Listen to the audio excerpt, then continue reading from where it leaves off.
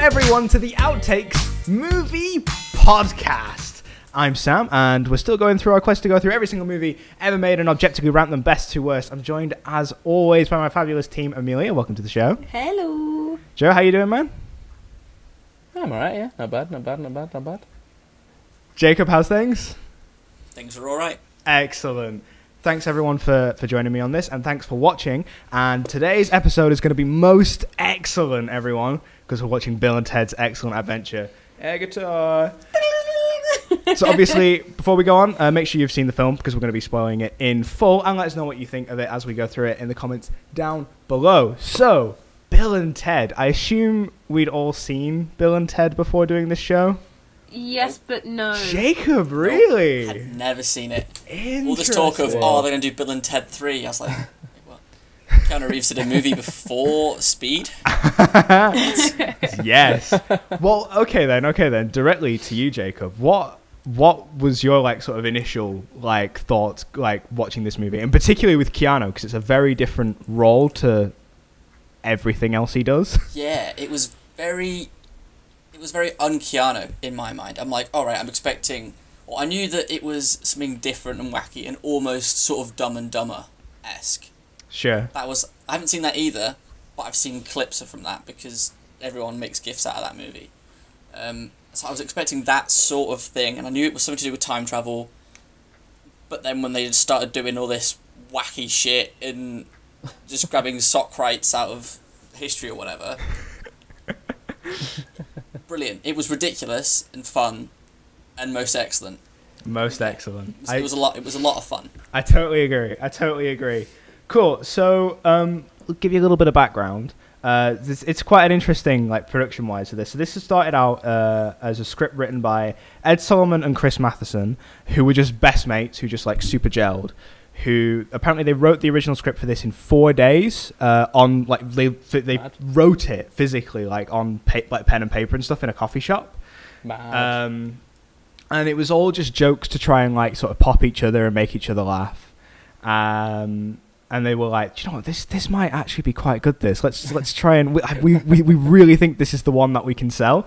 Handed it off to their agent. Their agent was like, well, I love it, but nobody's gonna buy this. Not one person, not one studio is going to buy this. And it took them years and years and years to actually get anyone to greenlight it. And they made a lot of changes in that time. So, originally, Bill and Ted were supposed to be, loser kids sort of thing. They'd be outcasts, they'd be bullies and things like this. And they very quickly realized that as soon as they had cast Keanu and Alex Winters, you couldn't do it because they were too lovable. No. They were too cool. So it sort of then became about, Bill and Ted are they're only friends with each other, but everyone likes them. And that kind of informed the rest of the way the script was. They're very, it's very easy for them to make friends with someone else, but they'll never quite join the, it's Bill and Ted, man. Not Bill and Ted and Fred, There ain't a third guy. But as far as third guys goes, so obviously they're joined by Rufus, George Carlin, to help on their time-traveling adventure. Originally, Rufus was just supposed to be, I think, a 28-year-old sophomore who just had a van, and the van was the time-traveling machine. Love that. Yeah. What would it have been Fantastic. Back to the Future or something, leaving... That is exactly why they changed it from a van to a right. phone box. Oh, So rather right. than copying one Yeah, but time-traveling then- franchise, they were copying another one. Just copy another, yeah. I was thinking that, yeah. It could have been something else. Couldn't they use, urinal or something? Or those, portable A loos or something? urinal! No, I don't mean messy. one that's in the back. No, I don't mean one that's on a wall. You'll just cramp into it, step into it, or something. As long as one foot's in. I mean, one of the portable ones you have at festivals and stuff. Portaloos. They still get compared to come on, TARDISes man. anyway. Oh, man. Yeah, I know, but at least it wouldn't be an actual phone box though. There'd be the difference. It'd be I suppose. Doctor Who's the phone box, Bill and Ted's the toilet. You know what I mean? Urinal. Yeah. What out of The interest? urinal, yeah. Out of interest, Joe. So in this movie, they dial phone numbers to time travel. How would they time travel in the Portaloo? Flush it. I assumed the No, right. Hear me out. Right. This is what they do. They write down. It's obviously magical because it time travels. So they write down a time and a date. They put it into the toilet. They flush it, and then it like you can't actually use it as a toilet because if you do, like, imagine if you used it and then you flushed it, the magic would then get confused and just teleport you somewhere random. And that I don't know. Love that. That's how it works. Ew. There's probably part of a movie in there, to be honest. There is, yeah. Probably, yeah. Definitely. There you go, Bill. Like a really stoner version of like this sort. Yeah. It's something you see on like Adult there you go, Swim, same. taking the piss. Yeah. Yeah. Literally. That's what it'd be called, yeah. Adult Swim gonna hire me. I'll get on that. There you go. We'll just. Bill and Ted I'll clip Robot this Chicken for you, special. Joe, and this will be your like audition to work at. Yeah. For Adult Send it to Swim. Seth Green. Be like, hey, here you go. Have some of that. So yeah, we'll get into the movie for real, and I'll drop any like facts in and stuff that I can remember along the way. So we start in the far future, this super utopian society, and this bizarre diamond descends from the sky as we get our opening credits. What do we think of like the future and even like just the opening credits and stuff? Any thoughts about very start of this movie? Slow. I liked it. It's real slow. It is real I didn't slow. even know if this was like to begin with. Whilst I was watching it, even though I was watching it through a totally legitimate platform, Of course. I wasn't sure if what I was watching was actually Bill and Ted. Love that. This is supposed to be like a couple of school kids time traveling, right? What is this really slow like object thing coming down? But yeah, that's what the future looks like apparently. Yeah. Well, I mean, see, because I hadn't watched this. I mean, see, when I watched this, I watched it. I watched this like the day we did the last episode. So it's been like a good week, nearly two since I've watched it. I probably should have watched it more recently. Same. But then before that, I hadn't watched it since I was like in primary or something like that. So when I was watching it, I was like, is this the same film that I remember or not? Because because I don't remember the opening, and there's a lot of bits to this that I just don't remember at all. Then there's other bits that I thought I did remember. I feel like in my mind I squashed the two movies together, and that's what like my perception of the first one was. So I was watching it, I was like, I don't remember it started this way. So I don't know, but I was like pleasantly surprised. So yeah, George Carlin as Rufus, he's great, and he's just sort of gives us an overview, like, oh, I live in the future, and I've got to help these two kids, and it's all nonsense. Then he just says, "Don't worry, everything will make sense," and then we like immediately just smash cut to Bill and Ted like wrecking their place, blowing fuses, playing guitar awfully. Again, very similar to the start of Back to the Future. Yeah, I was just thinking that. Yeah. Yeah, but Wild Stallions. Wild Stallions. Wild Stallions. They want to hire Eddie Van Halen, so they'll be good at guitars, but they've got to make a good music video to hire Eddie Van Halen, but they can't make a good music video until they can play guitars. They got to hire Eddie Van Halen. I love how they're already talking about paradoxes in this movie. Yeah. They're just like slyly just throwing one in there. So yeah, we briefly cut like I think Back to the Future again, and that's where the council, maybe, I don't even know what sort of authority the sunglasses people have, but they're like, right, you need to make sure our utopian society happens. They boom the diamond into a telephone box, and Rufus goes back to the past to meet our heroes. Our heroes are what? Flunking history. Napoleon is a short dead dude, and Joan of Arc is Noah's wife. It's the way they say it though, like it's so like typical, like say stoner. Yeah. Like what, like Noah's wife? Like it's just, I love it. It's just so ridiculous. I think Keanu in particular is really good on his delivery because he's got that line and he says it with this huge grin as if he's gone, if I'm right, I'm a genius. He's so confident in it. So yeah, they are absolutely flunking, and the history teacher's like, look, if you fail this, you'll fail high school. And to add some stakes to it, Ted's dad, who is played by, and I've got his name down here somewhere, But he basically just tells them that, look, if you fail, Ted, you're going to military school, and there'll be no wild stallions. Oh God, I've completely lost his... No, here we are. Hal London Jr., who I know because he was a witness in L.A. Noire. I think it's one of the really early missions. He like sees like when you're investigating like the stolen cars and stuff. He sees some kids like run off with like bits of cars. He's like, and he's an angry old man in his yard. But I think I remember that. The thing is it took me a while to realize that that's who he was, because I know you from somewhere. I know you from somewhere. And the only reason it took me so long is because obviously I'm used to his face looking a little bit different in L.A. Noire, because even though the face scan technology was really good, they had that weird quirk where they'd be like, "Oh no, officer, I never saw nothing."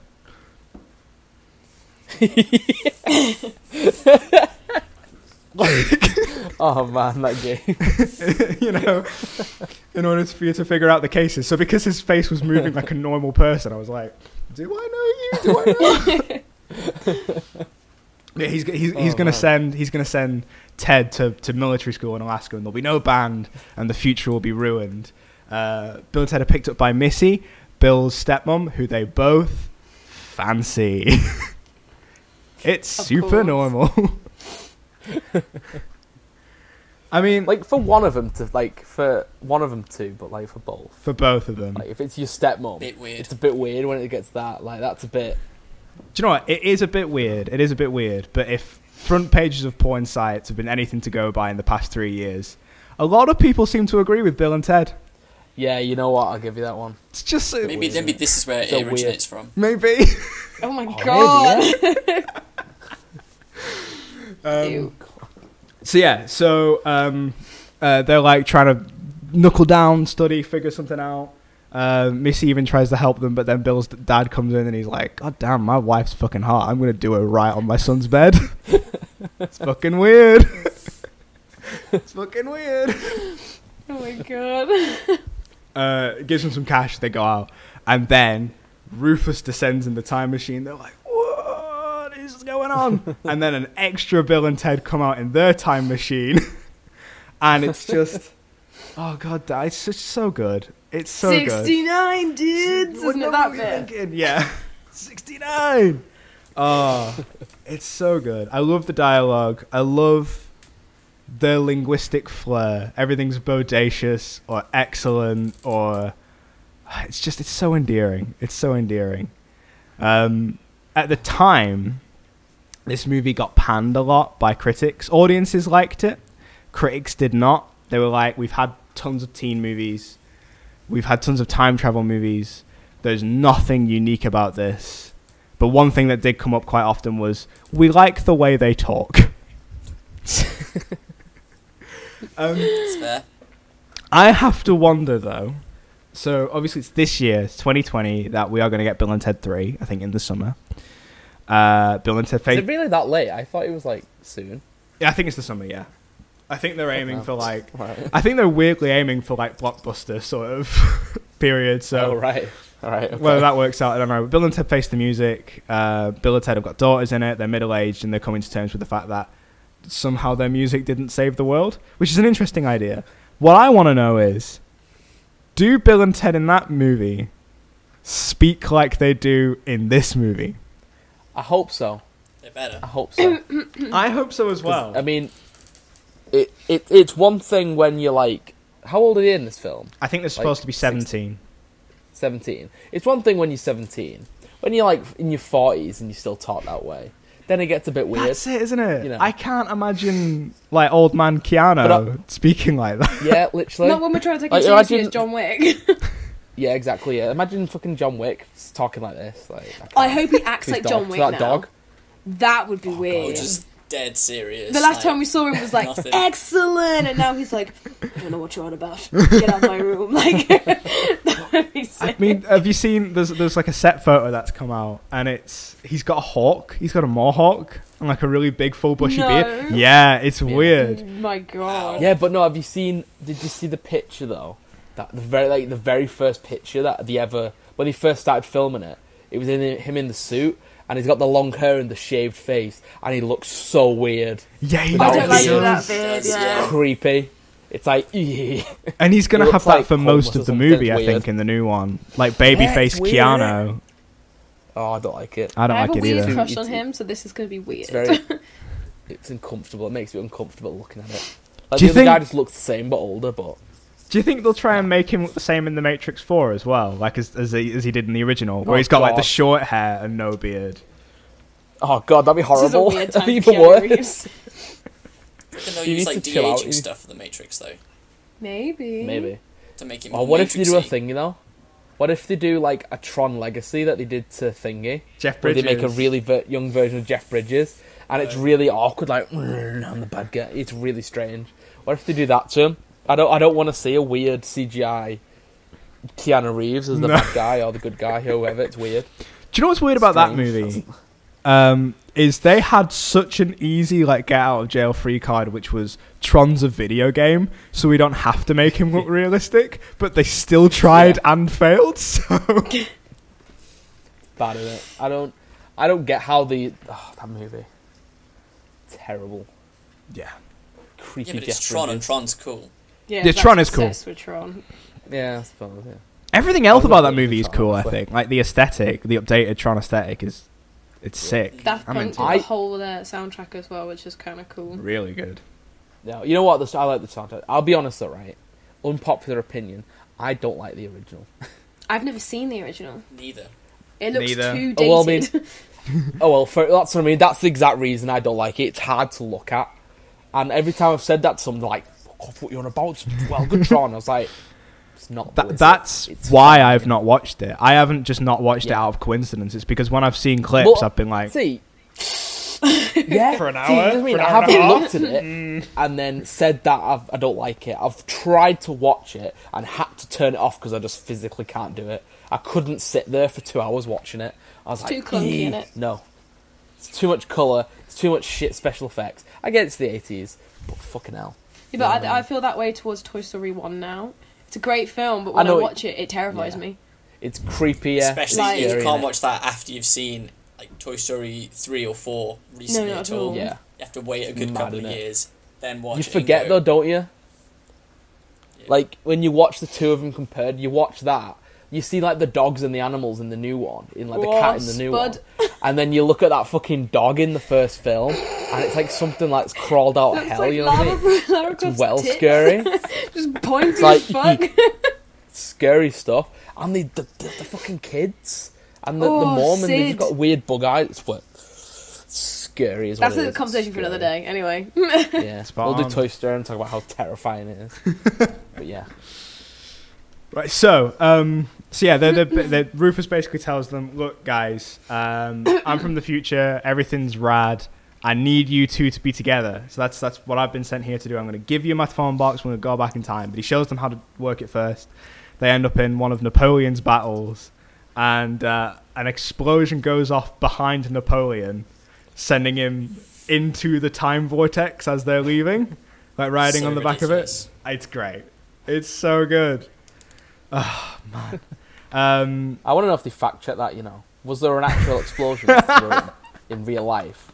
And did he just happen Could to you imagine if survive it Bill and he- Ted turned out to be super historically accurate, like to the fucking like dates Imagine. and shit? They've done they've done the research. They went to the locations and was like, "There's a bit of an indent in the floor here. I bet this is where the explosion was. We're filming it here."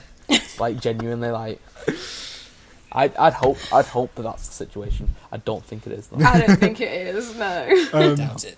So when they get back, Napoleon's like dangling in a tree for like 5 minutes while Rufus just explains like, look, here's the rules of the movie. Time is non-linear. Everything's happening at the same time, which means that when you're in the past, San Dimas is still moving forward, which I don't get. That's just a plot device. Sure, It's just a plot device. It's just to add like a bit of tension because that's the point of a time machine. But as a form of time travel, it doesn't. I don't get it, because why can't they just come It's back like- to when they left? Well, that's what they'd end up doing at the end, can't- isn't it? You know, and they're like, Yeah. "Oh, I left the keys behind here." So in the future, they went back on their own past and did all the stuff to set it up for themselves. Isn't that kind of the type of time travel they use in Endgame though? where instead of it being Oh my time God, it travel, is.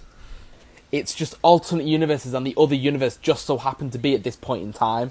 It's just so they just jump between them. It's like, oh, we need to be in 2012 New York, so we'll jump to this universe because this universe is currently in 2012 New York. Isn't that how that works? Yeah.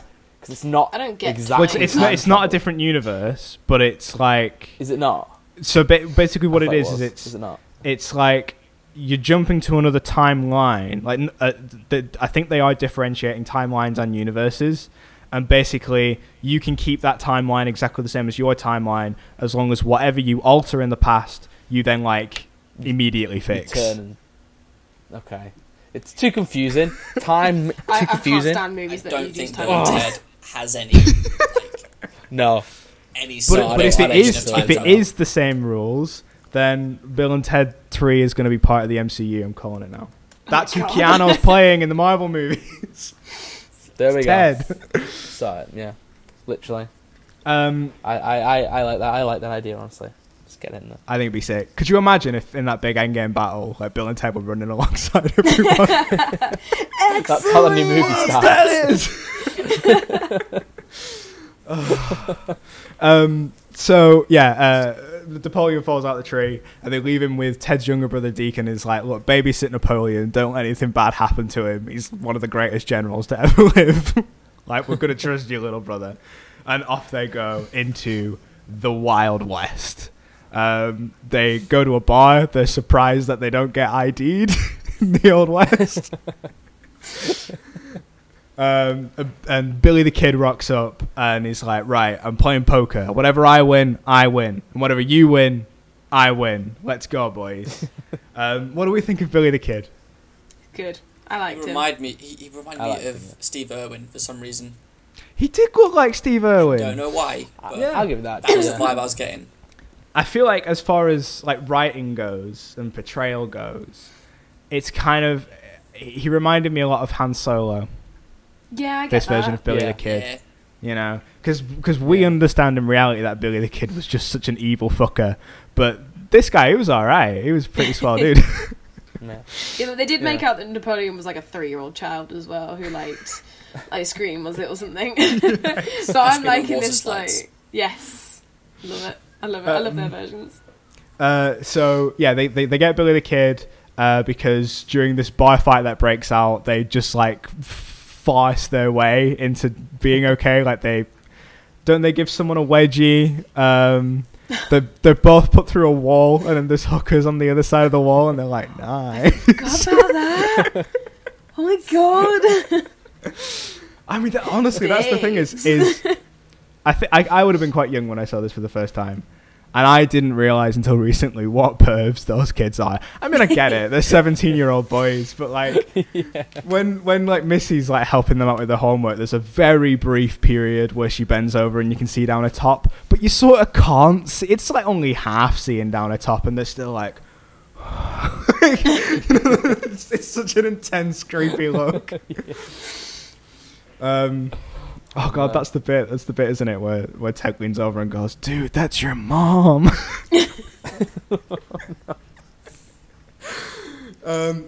Anyway, so they accidentally help Billy the Kid win a bar fight. So he's like, "Right, I'll come with you." And they use the circuits of time to go to ancient Greece and meet Socrates, the ancient philosopher. Love it. And he's doing some philosophy, and they pick up the sand, and they're like, "We are like dust in the wind."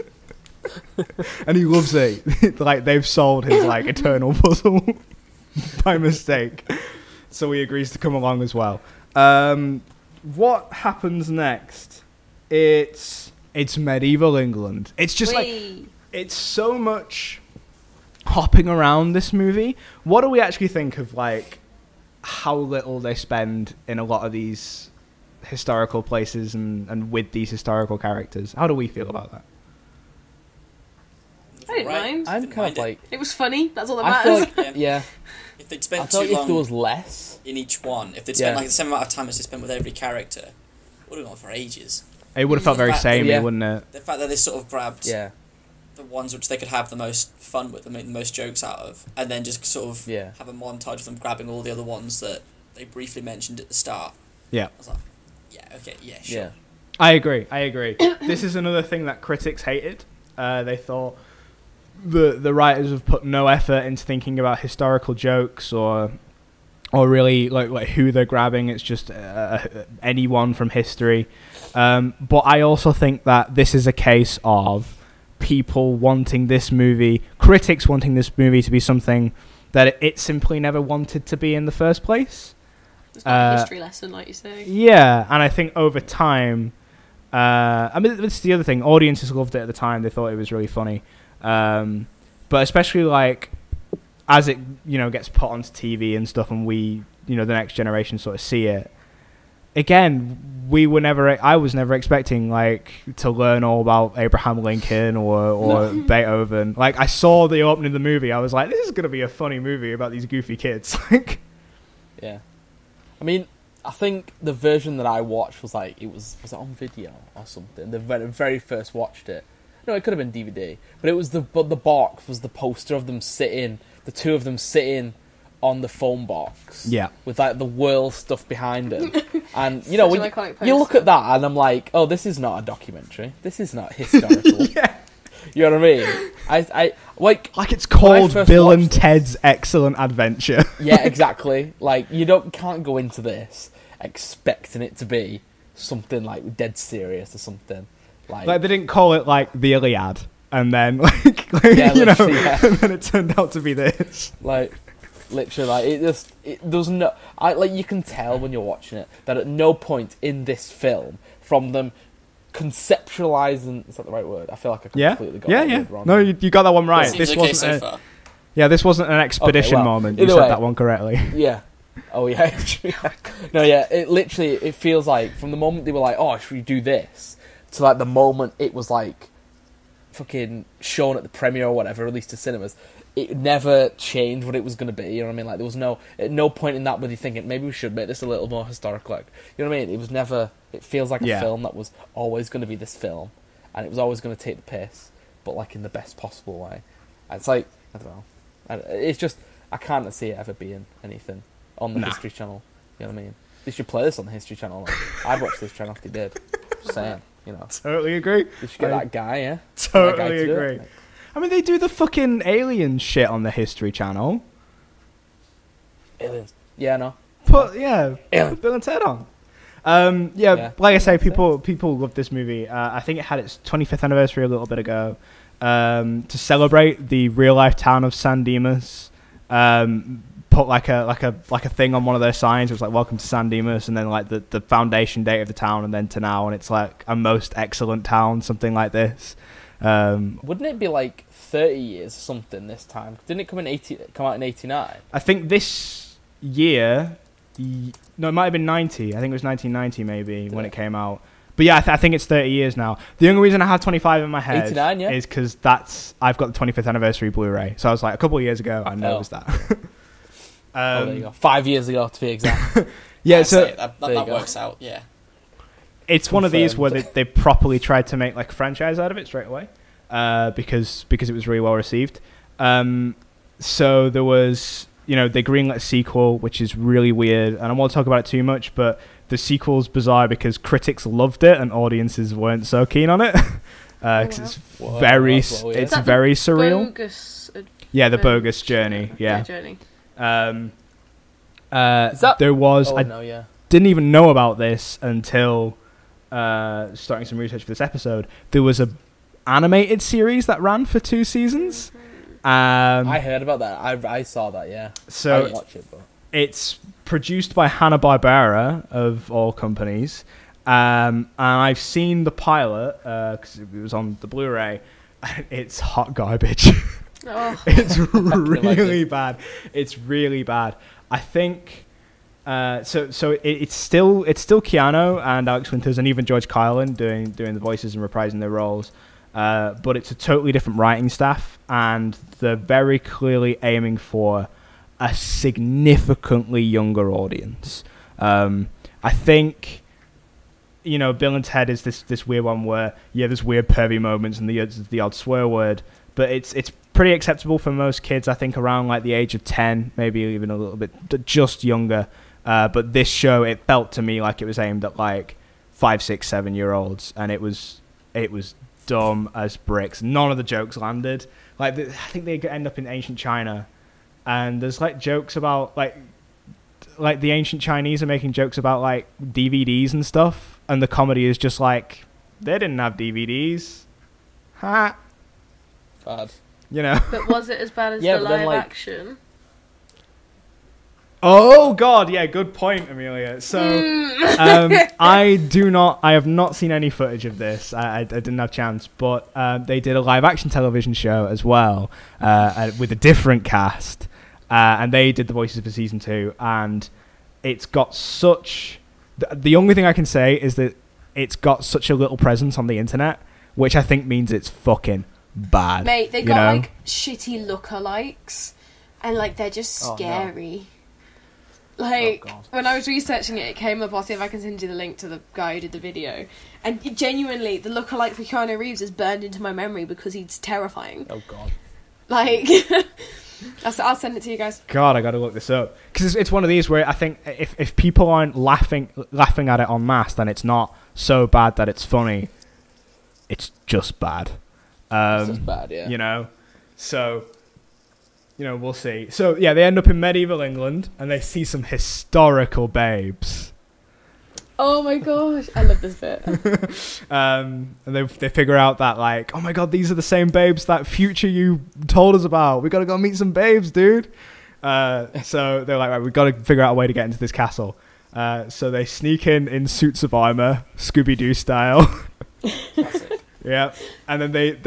I mean, to be fair, that's what I'd do, you know. I'd do it Scooby-Doo style. Yeah. If Scooby-Doo's taught me anything, it's how to get into a fucking castle. Just saying.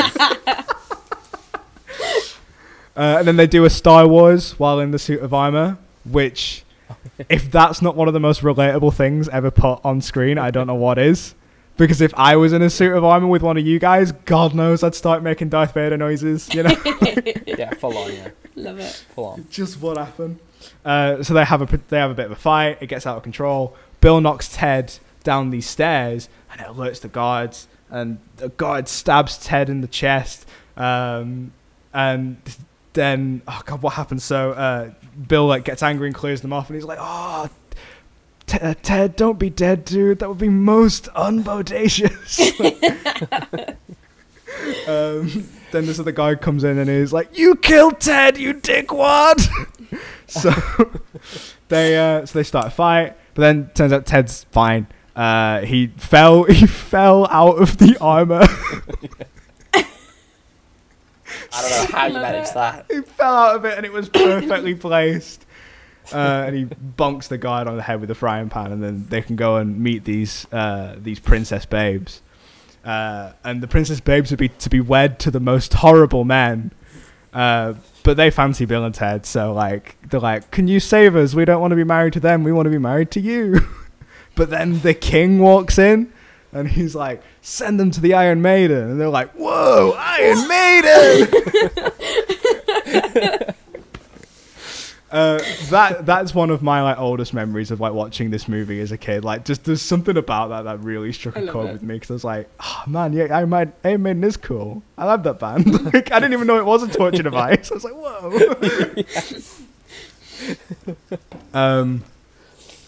The king seems distressed at how exciting they find the idea of being inside an Iron Maiden. I assume we all know what an Iron Maiden is, the actual historical torture device. Mm-hmm. Is it a big spiky suit thing? Yeah, like a coffin covered in spikes, and they just close the door on you. You know what? I've been in one of them, you know. What? Like, not in like a watch. I mean, like in this castle we went to when I was younger, in like Wales or something, they had one, but like what they'd done is they'd like shaved. It was a real one that was actually used, like when the castle was like a thing, but like they'd shaved or cut off the spikes, right? But left enough room so that you close it in, and it gives you an idea of what it would have been. Let me go to this castle. That sounds hilarious. Fucking horrible, you know. Especially as that was one that was actually used to kill people. And it's like, oh yeah, You get in literally. it. Like, That's I remember wild. the people there were telling us, and we were like, oh, it's not actually one. And she's like, oh yeah, this is one that was recovered when they redid the castle or whatever, and they were like refurbishing it. I was like, fucking hell, get me in that right now. Like, so many souls are in here. Fucking, how brutal were like historical torture devices though? Mad. Fucking mad.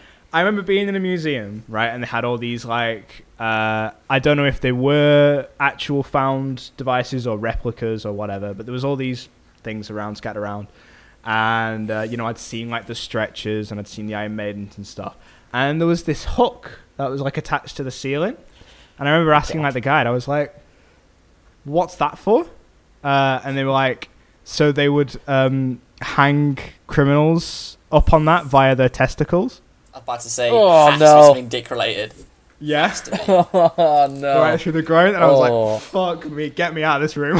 Straight away, I was like, "That is Oof. hardcore. That is. How do you think about that? How do you think of that? You got to be fucking well messed up, Jesus."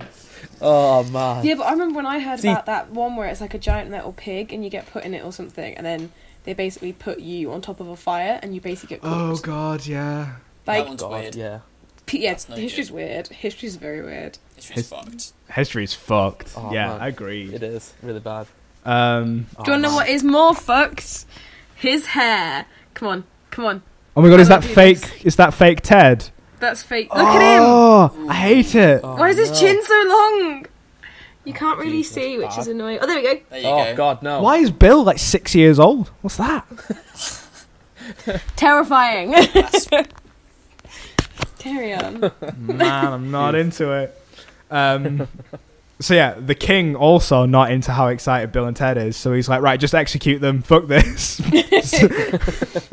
These guys are weird. So they're like on the chopping block. But it's all right because Billy the Kid and Socrates have posed as the executioners, and they free them, and they make a daring escape and promise to come back for the historical babes. That is like the last of like the big historical moments, and yeah, like we said before, I think as far as it goes, I liked it. I liked the way they did it. Yeah. who were they going to medieval England to get? Probably the king. Okay. Yeah. I think they say, don't they? That must be King James's castle, something like that. Maybe. Sure. I can't remember. No, Do they? neither. Did they say it when they very first get there? 'Cause I think I remember the line. Must do. I'd imagine I think so. it is. I think that's what it is. I think that's when he said that Yeah. must be King Oh, James's there you castle. So yeah, Wait, so that's King James then? Is that who it is? I assume so. Yeah. Oh, well, there you go then. Sorted. So all these knights chase after them as they make their daring escape, and there's this black knight with this flail that's going absolutely berserk, and he damages the antenna on the top of the time boot machine, which we've not really talked about, but it's literally just an umbrella without the cover on. I think we've all figured out by now that this movie was made on the cheap. Does anyone know the budget? God knows. I'm not even $2 going to guess. million. You shot low there. Oh. 6.5 million. That's still not a lot. Yeah, you weren't too far off. For a film, yeah. It like- was made for basically nothing, and it made $40 million. Wow. Ah, mad profit, you know. I think that's one of the reasons why they wanted to sort of franchise it so quickly, because they were like, we can spend so little on this and make so much money. God damn, we've got something here, you know. We can just keep making these budget movies. I love it, though. I love how Yeah. cheap this movie looks. I think it adds to it. Yeah, same. Yeah. So the time machine is damaged. So it's all a bit of like a random thing as they're just like wildly going about time and collecting other people. So they steal Beethoven from a concert. They just take him in his chair. Love that. I think Lincoln's pretty normal, isn't it? Like he just walks out of his office and they grab him. I think so, yeah. Maybe. My favourite one, though, my absolute favourite one, is where Joan of Arc is praying to God for a sign about whether or not she should keep fighting. And Ted offers his hand out. I love that so much. as well, what do we make of just like aesthetically, like the wild style? Like I kind of love their costumes and their look and how sort of indie and grunge it is. Are we all into that? I love it. It's so cool. Yeah, it's so iconic now as well. It really is. It's such a simple look. I honestly want to put together a Ted costume for Halloween. Man, if one of y'all will be a Bill for me, that would be amazing. Jacob. Yeah, come on, Jacob. Yeah, Jacob be a Bill to my Ted. Perm for the hair. Come on, be a Bill to my Ted, Jacob. Come on. Yeah, but then like we can get like other people to be like babes, and you can get like historical babes. Jacob. We'll just wear like the glasses and pretend to be like the future dudes. I'll go as the phone box. You know, we'll get this going. The phone. Why would we'll rock up as the phone box? We'll rock up in the phone box, Jacob. It'll be amazing. Sounds like a good idea. There we go.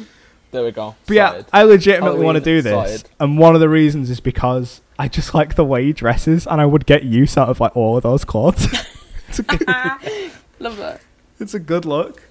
So there's the racking up all the historical figures, and they're like, right, we need to get back. Get a move on because actually they reckon they're all right. They reckon they got 10 hours, but Ted forgot to wind his watch. So Rufus is like, guys, you've got 2 hours, so go for it. It's the fact that he knew they had 2 hours as well. Like, yeah, straight away he knows. He was like, oh no, I know how long you've been gone because I just do. I know how much time you've got left.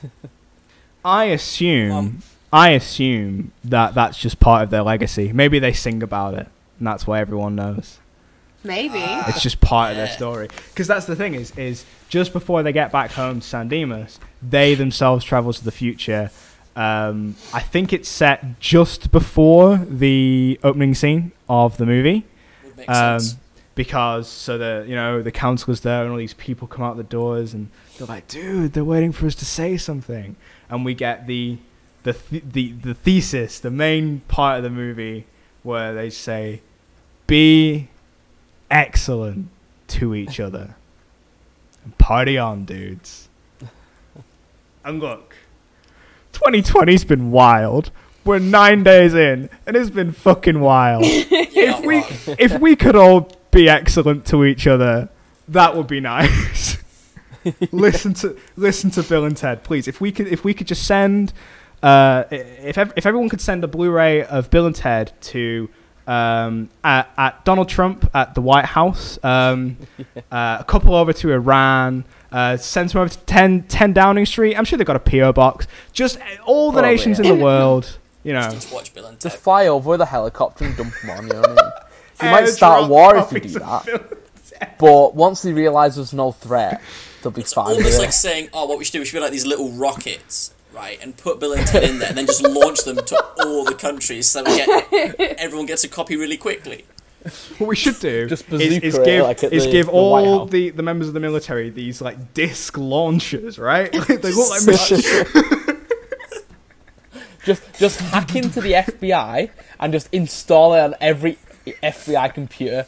Just the film, we'll just do that. It'd be fine. Just install it directly onto Donald Trump's like phone. Every time he goes to tweet, it's just that scene. That'll be it. That's what we'll do. There we go. Yeah, I love that. I love that so much. Be excellent to each other and party on, dude. So yeah, right. So they get back to San Dimas. Missy's like watering the plants, and out walks all of the historical figures, like all 10 of them. They pick up Sigmund Freud as well. Is it safe to assume that the reason Sigmund Freud thinks what he does about relationships is because of Bill and his stepmother? Maybe. I know you don't get that scene, but like, I would like to think that that's something that would have happened. Yeah, if there was going to be a scene, that would be the scene. Yeah, if there was going to be a scene with her, yeah, that's what it would be. Oh, sorry, Sigmund Freud, not Sigmund Freud. Sigmund Freud. Yeah. Isn't it Freud? I thought it was Freud. So in reality, it's Freud, but they pronounce it Freud. And again, it's not Beethoven. It's beef oven. Yeah. So good. So all like 10 of the historical figures come out, and they're like, and she's just like, "Hey, nice to meet you, boys," sort of thing. Bill and Ted take them to the mall, and they're like, right, my little brother's lost Napoleon.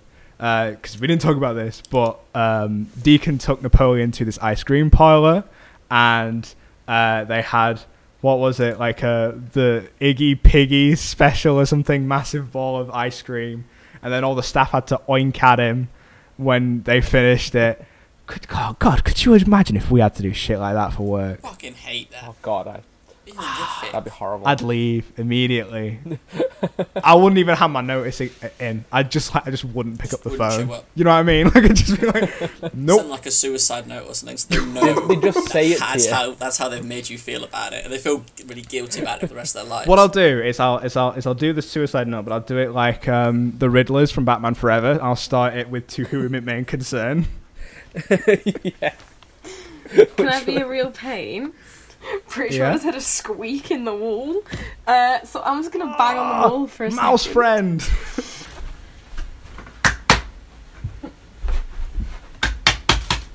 Where the fuck you at, bitch? Deacon eventually just ditches Napoleon because he's like, this guy's lame. What was he doing? Napoleon's cheating at bowling. Like, he's adding like ones in front of all his scores and stuff. So they all ditch him. So Bill and Ted are like, right, everyone sit here in the mall, don't cause any trouble. We've got to find where Napoleon is. And they're like, whoa, what? If we were an ancient general in modern day San Dimas, where would we go? Waterloo Water Slide Park.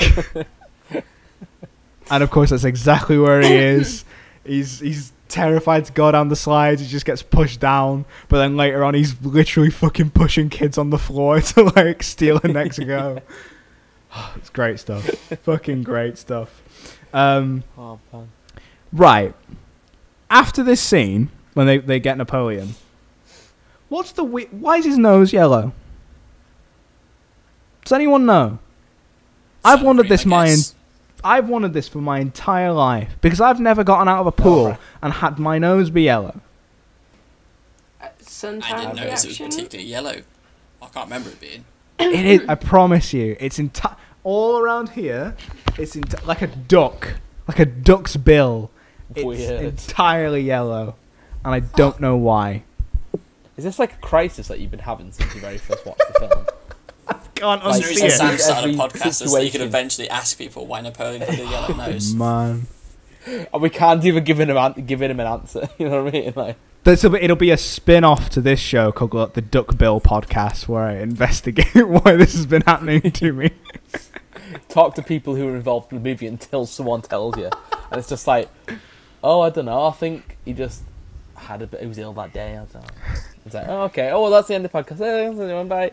That'd be it. I can't even find a picture of it. Stop worrying. Oh no! Don't say this. I'm not crazy. I'm not crazy. Is it after the water park? Yeah, it's when he's in Missy's car. I don't know, but can we bring back men in crop tops? Because that's all I'm getting is just pictures of Mate, Bill in a crop top. Bill, he looks good in a crop top. He really suits it. He really does, and it's weird. Right, hang on. Yeah, I can't find a picture. I don't know if it's just because I can't find a picture, but... Bill and Ted, Napoleon.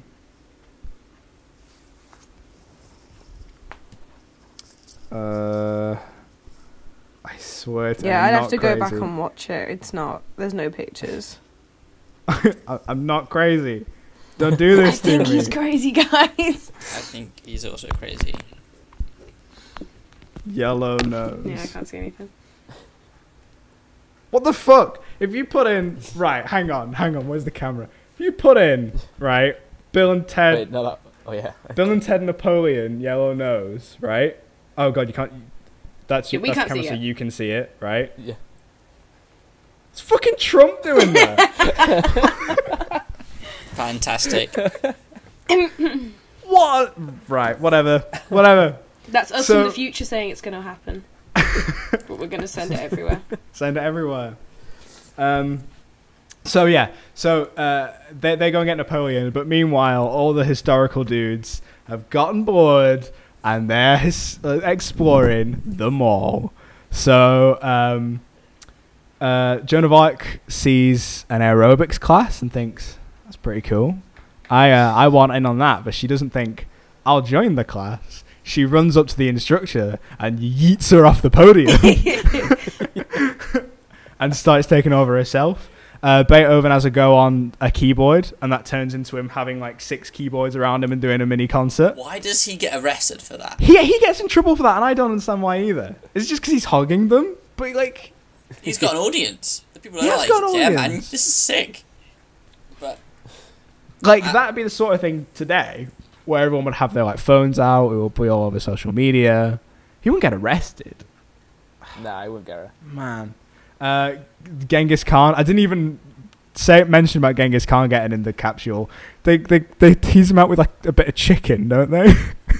And they get some fried chicken and they're like, come on, Genghis Khan. No, it's a Twinkie. You want a Twinkie, yeah, Genghis that's Khan? what it was. So Genghis Khan finds himself in a sports shop and he finds a baseball bat and he starts doing battle with a mannequin and then runs away on a skateboard. It's the best. Socrates and Sigmund Freud are hitting on some chicks that are in like a food court. And again, why do they like the mall is such like an 80s trope, and I'm all for it. Like same. I wish our malls were like our shopping centres were more like this. I really do. it'd be so sick. Yeah, but like they aren't even like that anymore. Like in America. True. Probably. True. But yeah, so I don't even know why they get arrested necessarily, because the girls just call them geeks and they walk away. But the next thing you know, they're running away from cops on escalators and stuff. It's just a whole weird thing. But yeah, so they all get arrested, and Ted's dad is having to like process them all. There's that great bit where one of the detectives is like talking to Sigmund Freud. He's like, "Why do you keep saying you're Sigmund Freud?" And he's like, "Why do you keep asking me that question?"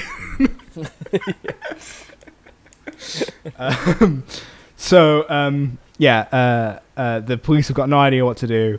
Bill and Ted have got to figure out where they've gone, figure out they must have been arrested, and go to try and break them out. But like, oh god, how are they going to do it? So as we mentioned before, they decide that if they can remember to leave themselves things in the future after the presentation, then it will have always happened, so they can always get away with it. So Ted in the future steals his dad's keys from 3 days ago and then leaves them behind a sign so they can start getting into the cells. In order to distract his dad, they leave a tape recording of Ted being like, "Dad, it's me, it's Ted, I'm over here. No, over here, Dad." But then his dad figures out it's a tape recorder, and then runs after them, and he's like, "What are you doing?" And Ted's like, "Remember, a trash can." And a bin just comes out of nowhere, like above them. So I want to know, was that some elaborate trap? Was there another Ted up there waiting to Like, I get that it's surreal and I'm not meant to ask those questions. Oh, and it's also got Wild Stallions rule written on it as well, because of course it does. They wrote on it upside down as well. That was clever. That was clever. Oh, okay. They thought about that one. So yeah, they all get away and it's like a mad dash. Can they get there in time? And they're just about written off as like failure, did not show up, that sort of thing, when suddenly all the lights go down and the curtains peel back. Now, obviously, they have control of the lighting systems because of other versions of Bill and Ted, like making sure all this stuff is ready. That's what it must be. Future versions of Bill and Ted getting the set ready, using all the lights, getting all the How many fucking Bill and Teds are in that scene? And why did we not see them all operating all this gear? Well, that's also kind of the thing, right? If they could just future versions of themselves could go back to operate it for past versions of themselves, why was there like a deadline on the standard time that San Dimas travels at? I have to guess that they just broke the rules of time travel to do it. Like Bill and Ted just they're so cool, they're so legendary that they broke time itself in order to get it done. You know, I really want though, right? What if we actually invented time travel and we figured out that it's literally just as like shitty and complicated in like real life, and that it makes absolutely no sense in real life to a point where you can just do whatever the fuck you want, and it's like, there's no rules here. Because like, this is I it. hope that like, if it's the same rules, or the same as most established versions of time travel, then if we as a human race are going to invent time travel, then we've already done it. Yeah. I was thinking and have already travelled back to the past. Yeah. Yeah. Which means that we just don't really know this film. Yeah. Well, this is the thing, like, if we invent in the future and we come back to the past, we must give ourselves a rule not to interfere. There must be something. Something must happen that changed the... See, this is the other thing, though. What if, like, it's changing all the time, but we don't know because it changes for us? It's like how in Back to the Future, that bit where they go back and stop it from changing in the 50s, and then everyone else just thinks it's normal. Yeah, exactly. Well, what if it's being do you constantly know about... corrected by other people? Have you guys heard about John Titor at all? Does that name mean anything to you guys? Okay. I kind of recognise it. So, I haven't done a lot of recent research into this, but I did look into it just because I found it all fascinating in the past. John Titor is it is safe to say, an internet hoax from the very early 2000s. I want to say 2000, 2001. He came back in time and claimed to be a time traveler, and he was posting on internet forums saying, look, I'm a time traveler. I've come back from the future where everything's a bit fucked, and I'm trying to give a warning, give a message to make sure it doesn't go that way. He posted pictures of, like, bits of his time machine, blueprints, all sorts of stuff. And you know what? I think I have seen this. He established like a new rule of time travel, which is quite fiction has since used it. It's quite nice, where it basically says that you have like timeline A moving in a linear direction, and somewhere in timeline A, time travel is invented, right? And now you want to go back to a previous point. You can't go back on timeline A because time travel wasn't a thing in timeline A up until then. So when you jump to a second timeline, timeline B. So you do jump to like this point, but it's not here on A, it's here on B, where time travel is now a thing. So he's saying that basically, now that he's jumped, everyone's on... Yeah, so his original timeline, he can't fix that, but he can prevent it from happening in ours. Oh, okay. Right? Yeah. So... he did make a series of predictions as well. I think some of them came true in weird ways. Most of them did not. But follow-up posts would basically go on to say, and this is bulletproof, if you want to believe it, they didn't happen because of his interference. You know, his very presence in the present meant that those exact things didn't happen. That's scary. Which you can't argue with. Now, again, I'm in the version that says this was a hoax, whatever. It was just a bit of fun, driving early viral stuff on the internet. But it's fun to think about, regardless. Yeah. Well, see, this is the thing, right? Someone needs to make a film. Go on. I was going to say, did you hear about how when Stephen Hawking was going to throw that tea party for all the time travellers, he made a big announcement and said, right, I'm going to throw a party for anyone in the future who's to time travel. If they want to come back in time and meet me, this is the day you do it. Oh, man, that's and cool. Then no one showed up. Yeah. So he was like, well, that's really sad. That time travel doesn't exist Yes, then. Well, see, right, this is the thing, right? Someone needs to make a film about someone in the future. Something bad happens at some point in the future, and they come back in time to modern day, and the film is about them trying to convince people they're a time traveller. But everyone's like, fuck off, you're just bullshitting us. And he's like, no, this is happening, and it's like, I'll prove it, right? This happens, and then it doesn't happen, and they're like, oh, but it's basically what we just said, do you know what I mean? It's about, you know what I mean? And then he's just like, you know what, fine, fuck it, just goes back into the future, or he just leaves it or something. Like, I don't know what kind of film it would be. I don't know if it'd be like a comedy, or if it'd be like a serious, you know, message on society or whatever the fuck. But it needs to be... I'm surprised it's not already been a film where someone comes back in time, isn't taken seriously. It might have been, I don't know. But Possibly. There have been a lot of time travel movies. There have been a lot of time travel movies. Yeah, but that's what I mean. It's what did I watch? I watched one ages ago, like in high school, and the concept of it was they invented a time machine, but you couldn't go back. It was more of a. It wasn't a time. It was you couldn't go back further back to the point when the time machine was activated. So you could travel back in time, but the furthest back you could go was the second that the time machine was activated, kind of thing. So that was like that was the structure of it. So they were just kind of, it was like a loop almost. I don't know. Interesting. Don't get time. I think, yeah, it was a whole thing. I think the film only took place over like a few days or something, or like a day, and they just went back a few hours or something. But like, I feel like that's a more realistic concept. Yeah. Is that it would just loop it and you could just go back to a certain point, but not like go mad with it. Don't know. Who knows?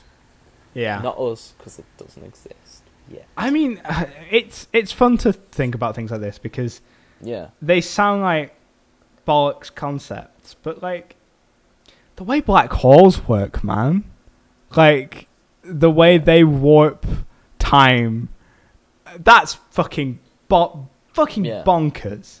I don't know how that shit works. I don't have, the authority to accurately explain this, but recently a team of scientists quantum teleported a computer chip. Right? Now, what that means, it's not teleportation in the terms of like dissolving something into its core matter and moving it somewhere else. What it is they had two computer chips. They weren't connected by wires or the internet or everything. And they had data on this one and nothing on this one.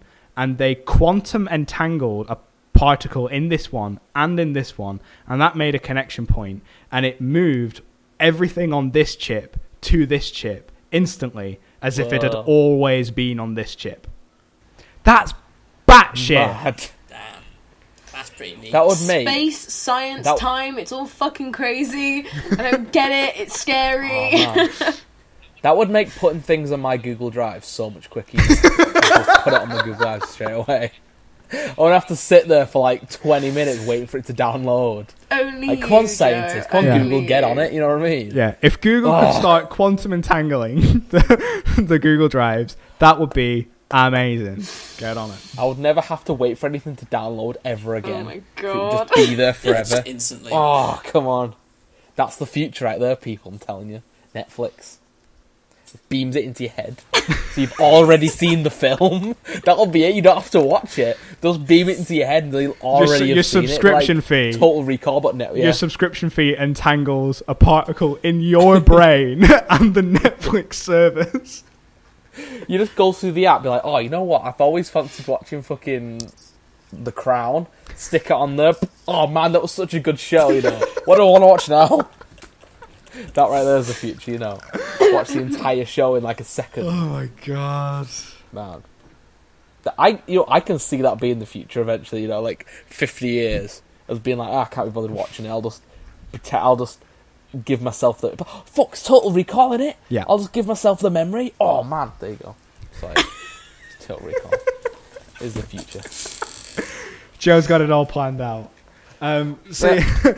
So back to Bill and Ted, back to the movie. So they just put on this show for their history assignment. All the historical figures come out and they do a thing. Napoleon is like, here's how to do battle strategy, but he's making all of his troops moving like the formation of water slides. Joan of Arc and Bill have like a fencing. They fence for a bit. Music show. Ted translates Socrates' philosophy. He's like, and he loves San Dimas. Everyone goes, woo! Again, like you can see it here, like we said at the start, like Bill and Ted they're these two goofy dudes who everyone just loves because, they're Bill and Ted, man. They're Bill and Ted. Yeah. So it gets this raucous applause and an encore. Everyone gets out their lighters and starts like, we want more. We want more.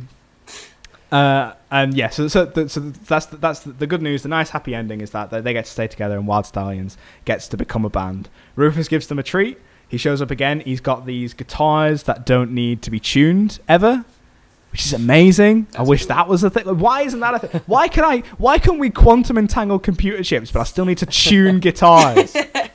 Yeah. Come on, priorities, Oh, science. Get them straight. Come on. People of the 50s would be disappointed with the version of the future that we actually got, you know what I mean? They'd be like, oh, the future be well sick with these flying cars and these this, that and the other. They'd be like, nah, it's just iPhones. It's just people walking around in AirPods. In AirPods, with AirPods. You know, with AirPods. In AirPods sounds wild. It does, yeah. That's what they envisioned it would be. People who watch this show probably think you're high half the time, Joe. I love it. So Rufus gives him that. He brings the babes over so they can be together in the future. That's really nice. Which also means that, I don't know, if they are King James's daughters, I guess you know they must always have been pulled from history and live in 1980 San Dimas. Maybe, yeah. So he pulls them together and he's like, he gets them to sign an album cover, and it's like a Harry Potter album cover, so they're moving on the front and stuff, which is cool. Oh, yeah. And then he's like, can you grant me one honor? Can I jam with you? He's like, whoa, Rufus, you play? And he's like, I play a little. And he does this fucking sick-ass, like, crazy riff. And then they try and play guitars, and it's the worst thing in the like absolute world. The princesses are on like drums, like.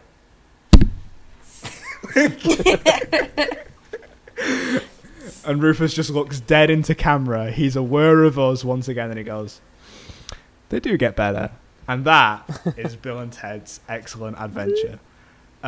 Pretty excellent. So yeah, like I say, it's this passion project. It was written in a really, really quick amount of time. It was just done to try and like pop each other and get everyone to laugh.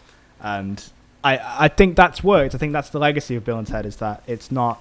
I mean, it's one of these where I think it's had a different director every single time. It's not got a particular visual flair.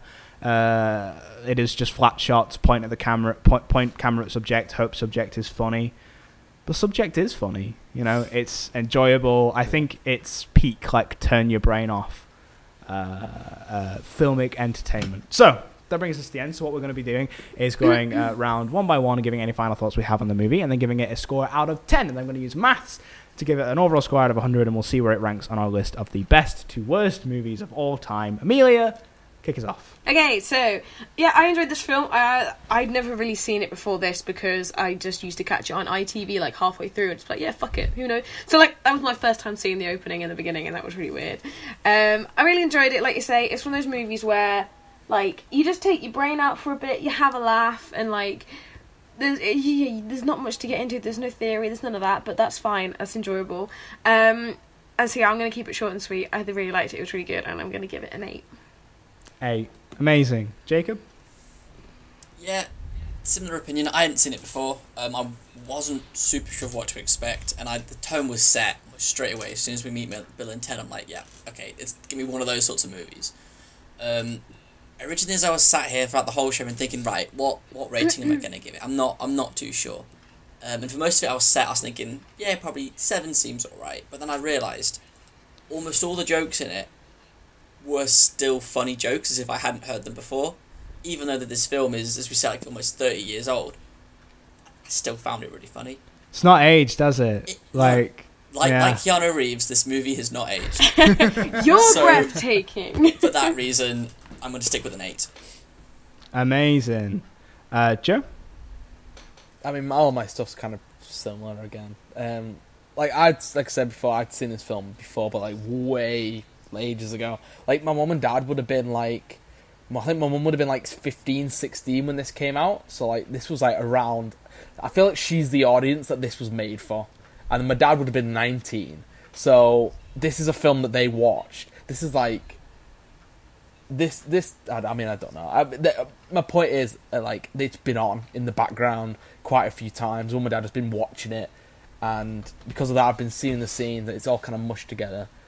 So actually sitting down and watching it for the first time in all these years was actually, like, even though I knew what was going to happen, knew how it, like, you know, the story or whatever, it's still really good. It's still, like you said before, it's just timeless, isn't it? Like, it's going to still be funny, like, even in 20 years, even though this wasn't even aimed at our generation, it's still funny. And it's going to be, like, funny to, like, our kids' generation, you know what I mean? It's weird. It's one of those films. So I'd give it an 8 as well. 8. Amazing. So yeah, it's again echoing everyone. It's timeless. It's Bill and Ted are such iconic characters. They are amazingly relatable while being quite two-dimensional, but I think that's what makes them work, because they are so goofy, because they're always telling these jokes. It's like, I feel like human reaction in a lot of instances is if you're in like a weird or wild or even dangerous situation, is try and crack a joke about it, you know? And I think that it makes them very endearing and very relatable. This has been one of my favorite movies basically forever, and I remember the reason I picked it in the first place is just before Christmas. I think I just mentioned it offhand, like, oh, Bill and Ted's a really good movie, and Charlotte turned to me and she was like, you know, I've never seen Bill and Ted, and I was like, you've never seen Bill and Ted? And we just, like, I stuck it on that night straight away. Yeah, it's and again, she loved it as well. I'm yet to come across someone who honestly doesn't really like this movie. Even the critics who didn't like this movie, like I said, when the sequel came out, even they loved it. I remember reading a review from Roger Ebert, who was someone I mentioned when we did the Vertigo one. Really prolific film critic. He gave Vertigo a 4 out of 4. His Systems out of 4. And he hadn't seen the original, and he was still like, the characters are so endearing. He loved how zany it was. He loved how wacky it was. And he gave that a 3 out of 4. And that's someone who's given Hitchcock perfect 4 out of 4. This is 1 point below Hitchcock, you know? I think that's... I mean, I know that's a sequel, not the first one, but I still think that speaks wonders to these characters and stuff. So... that I'm going to rate it really high just for personal connection. I'm going to give it a 9. So that oh, for fuck's sake! I'm saying, as soon as we sort of started giving it 8, I was like, surely this isn't going to end well. We need to come up with a better system for this. I can't pit it against all 4 movies. Surely, all 3 of them. It's got an 80. It's got an 80. Okay, we'll work our way up. Right. Bill and Ted or Beetlejuice, Amelia? Fuck. Okay.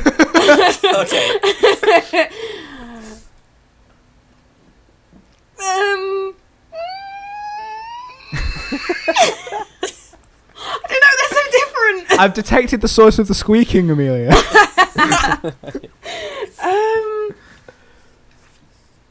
Beetlejuice, just because I have a bigger connection to it, but they're both amazing.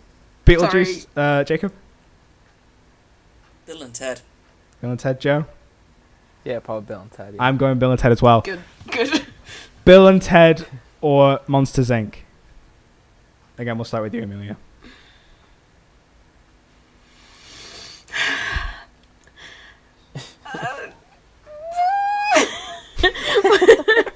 What's a childhood I never have, but just recently...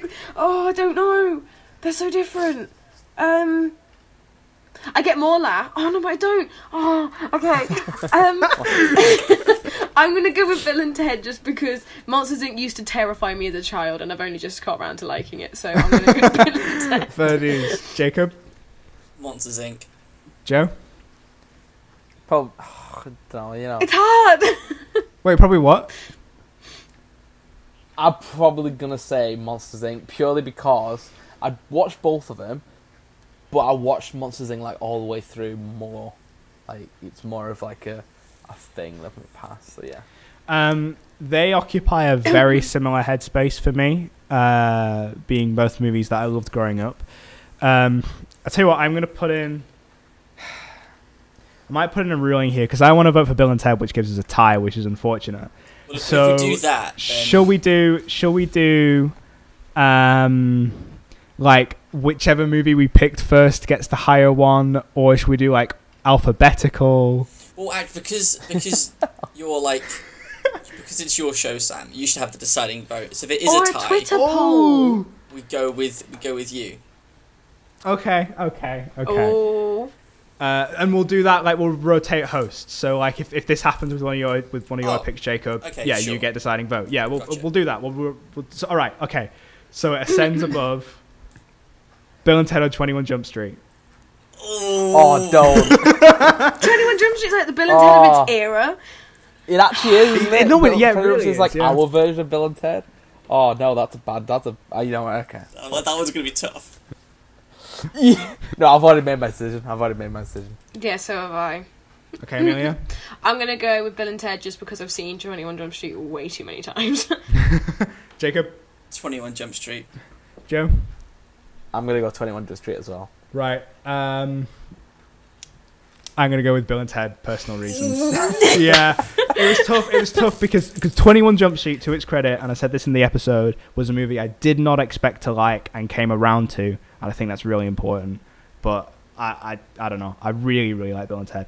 So that puts this movie in the third greatest movie of all time. Pretty good spot. What's top Pretty three good again? spot. Yeah. So Die Hard is number 1, Baby Driver is number 2, and Bill and Ted's Excellent Adventure is number 3. Brilliant. Well done. Amazing. I kind of love that. Do you know what is a shame? The more of these movies that are like hitting that top spot, the further down like fucking Vertigo and Free Fire are getting pushed. Movies that had so much thought put into them. Right. Well, that brings us to the most important part of the show, and that's finding out what we're going to be watching next week. Amelia, let us know. I was saying to Sam the other day, earlier today even, that only the other day I realised that I had to actually pick a movie and it was my turn. But we can do this one a couple of ways. There's one way I'm thinking of doing it, but it makes sense when I say it. But you guys might hate me for picking this one because you wanted to pick it at some point. I don't know. Sorry. Fuck you guys. We're going to a galaxy far, far away. Son of a And bitch. Again. we're going to watch Son of a Empire Strikes bitch. Back, my favourite Star Wars movie ever. Oh. I knew you'd want to do it. I was like, fuck it. I'm going to do it. But Fair this enough. means, because we've been talking about Rise of Skywalker and this, so I kind of thought because like we all know Star Wars inside out. It's not something we're going to like, you know, we're going to say a couple of facts and we're going to be like, oh, I didn't know that one. But the rest of it's like, yep, know that. Yep, I know that. Yep, I know that like 500 times over. So like, Yeah. I kind of wanted to do it as like we're going to talk about this and then kind of compare it to the new trilogy as well and kind of see the kind of differences and stuff. I don't know. Just to kind of like have a discussion Perhaps about even it. similarities. What would If so we're gonna be Where right, it's if we're awkward gonna to be admit. comparing, would we compare this if to we're gonna be Last talking Jedi right, or I Rise was of gonna say Skywalker? if we talk about middle films in trilogies, there's gonna be an argument because some people like the Last Jedi, while others do not like the Last Bring Jedi. it on, let's so, go. Some Do it. people Prepare don't like the yourselves Last for Jedi, that. and other people are wrong. yeah, exactly. Yeah.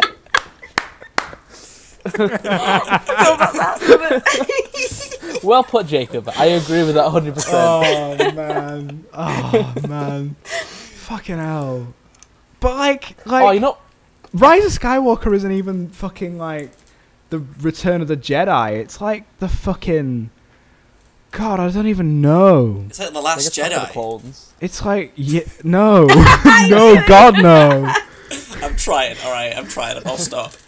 It's like, Oh, it's gonna like the be an Rise of interesting Skywalker is episode. like if Lego Star Wars had a fit and all the levels started to like collapse in on themselves and you couldn't make anything Well, you know out. what though? Like, That's going to be the case with the new game because that's exactly what the new game is. So, you know. Oh, I know. Right, you know what's really bad about you picking Empire though? It means I'm going to be wearing this bloody t-shirt for a 4th episode in a row. I just so happened to be wearing it today, but the first time was whenever I announced we were doing Thingy because I took my jumper off. I was like, hey, I'm wearing this one. Then I wore it last time for Thingy. Now I'm just so happy I'm wearing it again. Now I'm going to have to wear it next week. That or you have to go out and buy a new one, episodes. Joe. Add a new Star Wars like I top do tier probably collection. have others somewhere. I will probably say as have well, some others. you should buy a Raylo shirt, Joe. Yes, he should. Yes, he should. I'll just Late buy a birthday t-shirt present, I'll with get the it for you. fucking Ben Swallow thing on it. You know, that's like Oh yes. it's the box. That'd be a good one. You know. The whole Like one of episode's those just where gonna it's be like me the going, whole "Ray!" body is like on the shirt. It covers like the entire shirt. I can already sense Oh, there you Jacob's go. hatred Sorry. towards me right now, and the fact that he knows all I'm going to be talking about is Raylo and being like, fucking shut up, you bitch. That's a conversation for another day. Well, Yeah. it will be. Next week Yeah. is when that day is going to come. Okay, so that amazing. So thanks for watching Bill and Ted's Excellent Adventure. Let us know what you thought of the episode in the comments down below. Give us a like, give us a subscribe, follow us all over on social media, links in the description down below, and join us next week for Empire Strikes Back. See you later, Bill and Ted. Bye.